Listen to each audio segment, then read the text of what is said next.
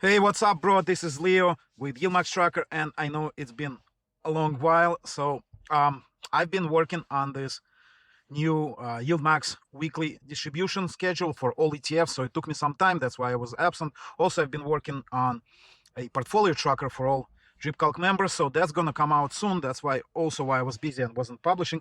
So just a quick video update. So before we begin, bro, let me know what you think about this whole weekly payout schedule. If you love it, if you kind of meh, or if you hate it, if you prefer, group A, B, C, D. And also, I would like you to smash the like button, subscribe to the channel.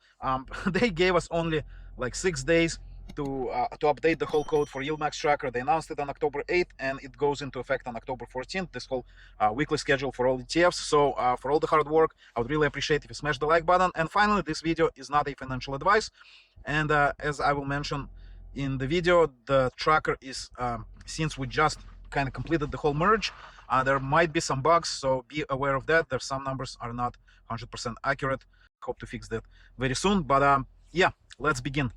Basically, last week, YieldMax announced they're switching to weekly distribution schedule for all group ETFs. So there is no longer group A, B, C, or D.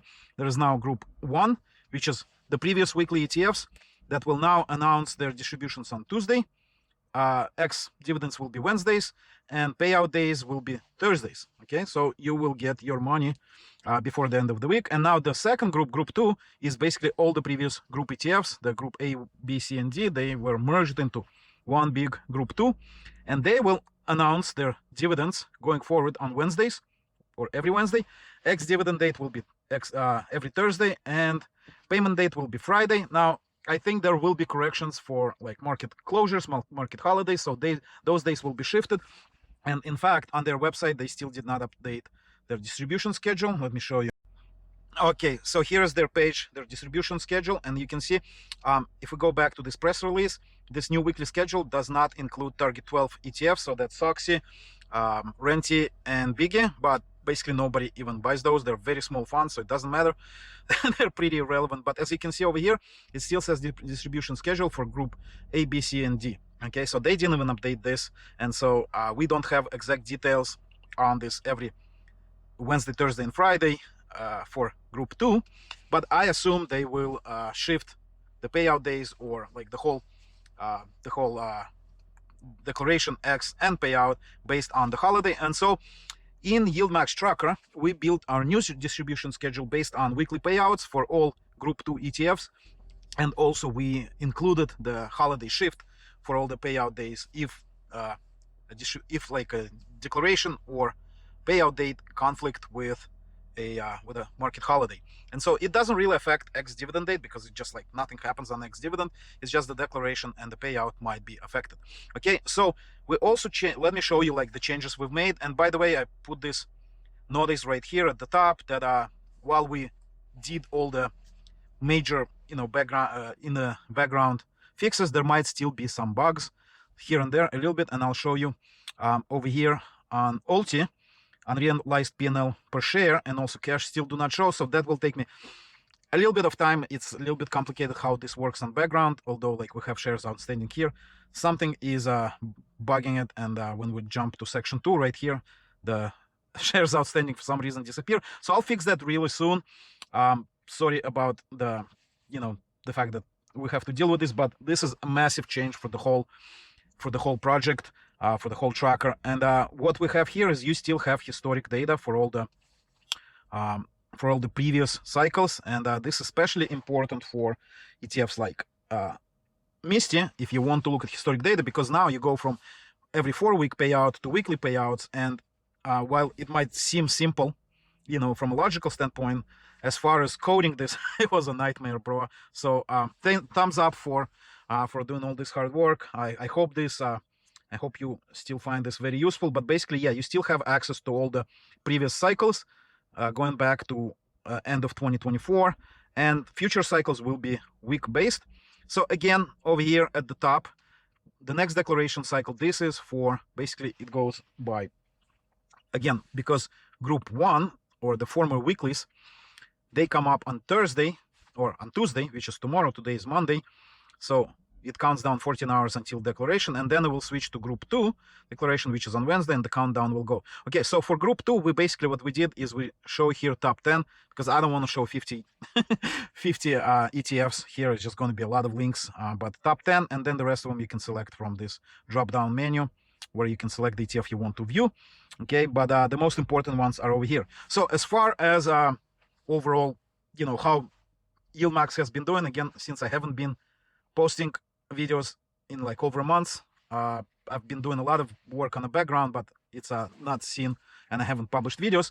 Basically, there has been massive changes. So MicroStrategy, today it kind of recovered a little bit, but it's now close to $300, whereas it was like $420 about a month and a half ago. So that kind of brought the price of msty down to $13, and I think people are leaving the fund. You can see the shares outstanding are slowly depleting, going down, and now, while it's still the biggest fund, 3.85 billion, if you look at Alti, it is catching up very fast. And actually, bro, Alti has been doing pretty well. Like, check this out. No, this is last week.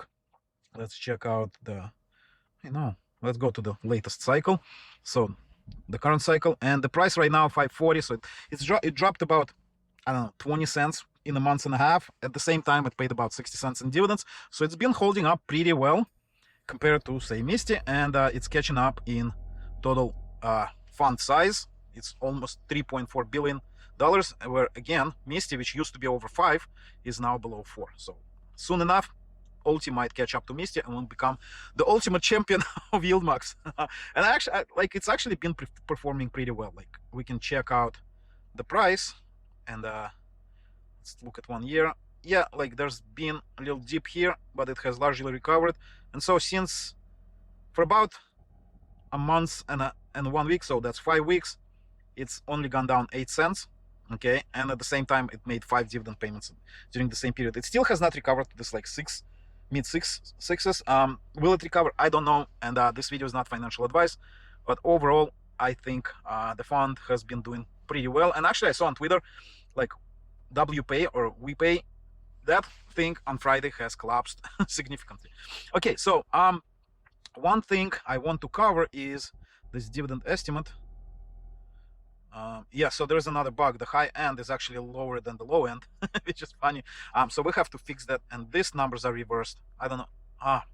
Yeah, again, it's a bug, but I don't think we can expect over 10 cents, even though the IV has increased tremendously, and that's primarily due to Trump's announcement on Friday and the huge rise in VIX, or S&P 500 implied volatility. It went up by like 30%, and so blended IV of all the Alti funds has gone up. I think it was in like 70% range, and now the IV is like 106. So this will come down eventually as the markets kind of cool off, and but because they overall for this period they're down 8 cents, which is kind of weird, but I don't think they'll pay more than 9 cents this week. And so I'm gonna do like a real quick dividend. No, actually, I'm not gonna do dividend predictions because I have to reverse these numbers. I have to look into this bug, so we have to fix that. But overall, most things work. So all our weekly ETFs work. So the YMAX, YMAG, LFGY, all those guys work, and also all the former, like I put it over here, former Group D. Okay, and if we look at, say, tsly or nvdy, it says former Group B. So nvdy is doing pretty good. The unrealized synthetic P&L is $1.43, so that's great. Yeah, they're sitting on a big synthetic gain, 165, 170 strikes, and expires in November 21st. So there's a while. They're not going to roll their synthetics anytime soon. They're also sitting on a cycle gain. Now we cannot call this weekly because it has started. Cycle has started. It just started, bro, like last week. So yeah, in 1 week they made 13 cents. That's not bad. You multiply that by 4, that's like 52 cents. Not bad at all. So probably going to be more. No, actually the cycle has ended already. So 13 cents, how much they will pay. Oh, by the way, we have to fix this because now it's weekly. Oh, bro. More things to fix, but yeah, I hope you understand that this is a huge project, and switching 50 ETFs to weekly schedule while retaining the history for the previous 4 week. It was a huge undertaking. So yeah, basically the tracker mostly functional. I'll finish all these odd things as soon as possible, bro. And also, interesting thing, I'm working on adding. It was already working, but something got broken. So if we go back to OT, so they were saying that the strategy version 2, let me show you on the price chart. So a lot of people got excited over here in April, actually in March, when they said like, oh, new strategy, blah, blah, blah, blah, blah. So what I did, and this is not complete, in fact, it got even not more buggy, but what happened is I think I overwrote the code for the final version. But basically here I have options, trade summary, to kind of like go from January. See, it shows zeros, but what I will do is it will show you the total returns, the P&L losses or gains since they switched to this new strategy in March, then last 30 days, then since April, July 18th, which was over here, the top, essentially, 640. And since July 18th, that will kind of show you how the protective puts work. So once I finish that, I'll show you. I think it's very interesting in terms of how OT works, if the strategy version 2 is actually great or not so much, and if protective puts actually do anything. But again, I I think I overwrote the old code, and that's why it's not showing anything over here and shows the same results on different tabs. Okay, so we'll fix that. A lot more fixing. Again, this unexpected, like they only gave us 10 days before, even less. Check out over here. So they announced this on October 8th, and so 6 days later or 7 days later, the switch already happened. So it's very short notice, very inconvenient. I had to drop everything and fix this so you guys don't get stranded with you know, YieldMax that's not working. So it's mostly working. There's again still some bugs. A lot of testing will have to go into it, but for the most part it is functional. You have access to older data, historic data, and the charts are working. We just have to fix the dividend estimate and other small bugs here and there. So I appreciate your patience, bro. Thanks for watching. I'll be making a lot more videos now. We've been sending out some emails with daily kind of what happened, and I'll start making those daily videos, maybe if not daily, then weekly for sure, how the week went and all of that good stuff. But since we switched to a weekly schedule, I'll have to pause all the emails and fix the code on the back end. So yeah, a lot more changes coming, bro. I did not forget about you. And again, I'm actually what I was working on was the portfolio tracker, where you could like plug in all your stocks, and it's a lot more detailed than just like, okay, I have 1,000 shares of this, and it will have different purchase dates. You know, it will track actually like your average cost, all of that good stuff. Also will track dividend reinvestment. So it's a complicated project. That's what I've been spending my time on, and once it is released, it will be available to all the subscribers of YieldMax. All right, bro, so I'll end this video here and go back to fixing bugs. There's a lot of work ahead of us, and I hope the portfolio tracker will be released soon. I am very excited about that. In the meantime, in the comment section below, let me know what you think about this new weekly schedule, if you're excited about it or if you think it sucks. For me personally, it added a lot of unnecessary work, but because there's a lot of competition for YieldMax from other ETFs, they felt like they needed to do it, because there's now talk like some people actually want daily payouts. You know, I think it's completely crazy. I was fine with 4 weeks apart, you know, like coming from once a quarter to monthly to once in 4 weeks, and then also paying weekly. I think it's amazing. But you know, people want instant gratification, so it is what it is. They've switched to weekly. Yeah, so let me know what you think about this whole weekly thing.